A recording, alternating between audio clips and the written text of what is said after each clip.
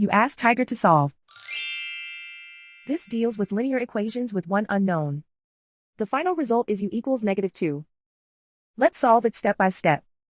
Group all constants on the right side of the equation. Add 8 to both sides. Simplify the arithmetic.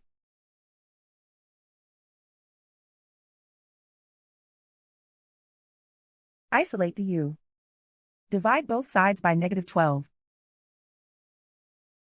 Cancel out the negatives.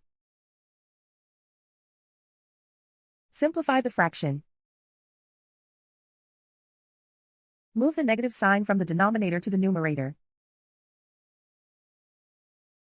Find the greatest common factor of the numerator and denominator. Factor out and cancel the greatest common factor. And so the final result is u equals -2.